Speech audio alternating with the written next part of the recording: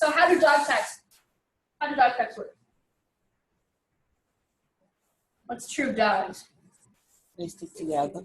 They stick together. You are a pack or you are not pack. Is this true of people? Really? Do you know I could beat the heck out of my little brother? I could call him all kinds of things. But what if somebody else does? That's true. You guys gang up on that person. Mm-hmm. Right, that's it. You're done. I mean, you might be totally right, and that's it.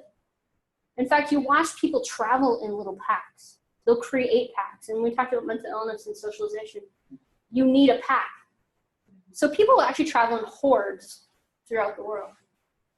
You go out in the commons, and there's a population. You're going to see groups of tables of people.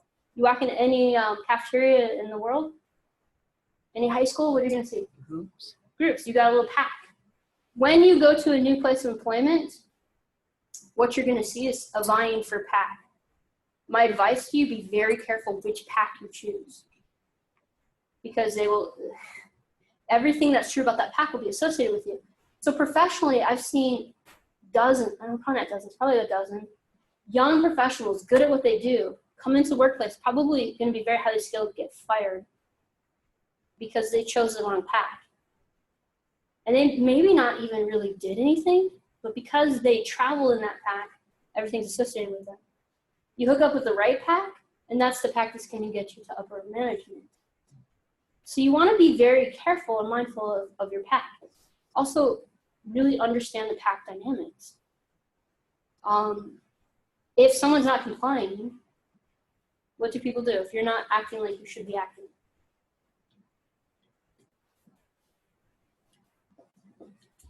If someone not acting properly? Yeah. They talk to you. The pack kind of gains up on you. In fact, in classes where there's only a couple students not doing what I'm asking them to do, the whole class will gain up on them. It'll definitely be a pack mentality. What else is true of dogs?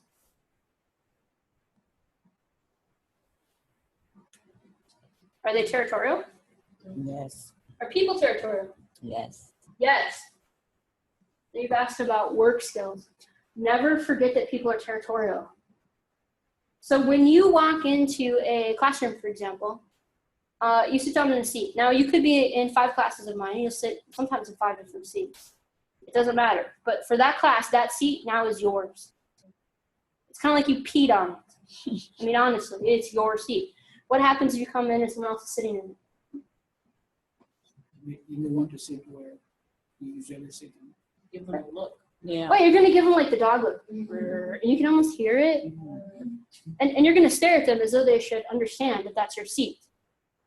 Generally, you won't say anything, but you're going to definitely send them a very clear message. The same message my dog sends my mailman, right? That's my seat. And when they don't move, it's infuriating because that's mine. Mm-hmm.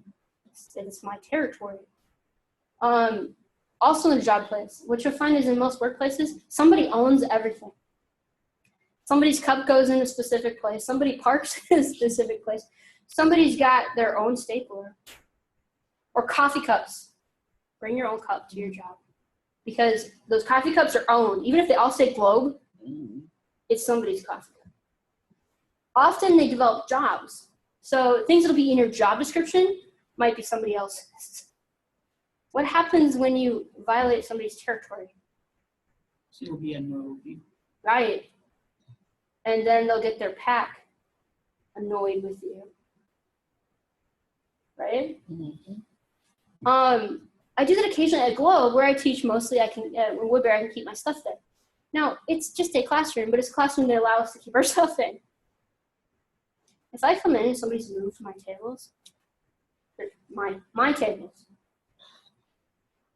I'm furious. They're my tables. And this is my room. Okay. Are they my tables? No. No. Is it my room? No. No. Is there any reason why another instructor shouldn't move the tables? No. No, but it's mine. Oh my gosh. Somebody's been on my computer, like at work. They've touched my computer.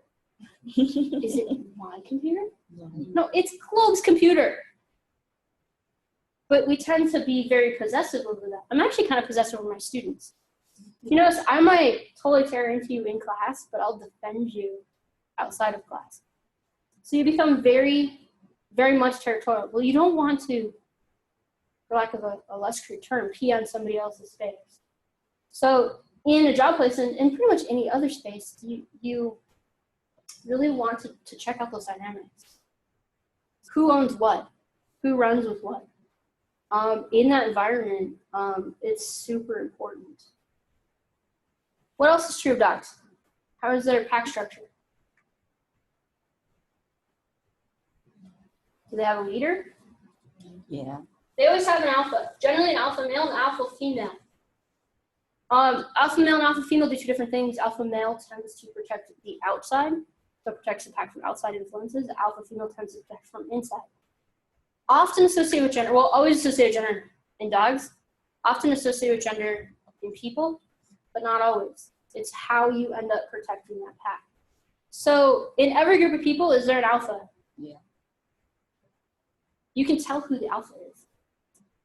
Anybody seen a group of guys? It's a group of guys like at a party.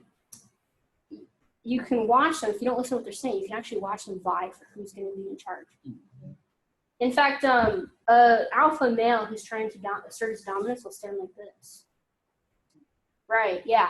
What are they emphasizing at this moment? I'm the boss. I'm strong. Right. Physically, what are they doing? The giant. Physically, they're making their shoulders bigger, but they're also, displaying their manhood. Now, they're not doing this on purpose. It's a mammal thing. It's what mammals do. It's what male dogs do when they lift their leg. Right? They're displaying. Yeah, you won't be able to look at a teacher doing that ever again. But they do. I am in charge. Women do not generally do that. How do women cross their arms? And actually, they go up and there you go, up and under. I can't do it; mine are too big. But it's like, here are the boobs. What are they displaying? Or they do this, which I can't do. What are they doing? They'll tell you it's more comfortable. That's not why. So why are they standing that way? What are they emphasizing? They're emphasizing their breasts, which are a sign of female dominance, and their pelvis area. But women almost never stand like this. And if they do, people call them names. So we have this dominance that people assert. So I'll give you a classic example. Here's some advice to you. Don't bring another man into a man's house. Don't bring. Oh, yeah. Yeah, don't have another man over in somebody else's house. It's not about you. So if you are dating or married to somebody, you take home a group of study buddies, they're all women, no problem. They'll think it's great. Mm-hmm. Yes? You come home and there's a man in that group? They never begin to look suspicious. Oh yeah, are you going to be happy if you come home and they're not happy? Your wife coming in with another man. Yeah. No. What if it's a group of, it's just like 3 women and a couple men? So also we come with women. Most men, no, don't do it. Don't bring another man in their house. Does it matter if they're gay?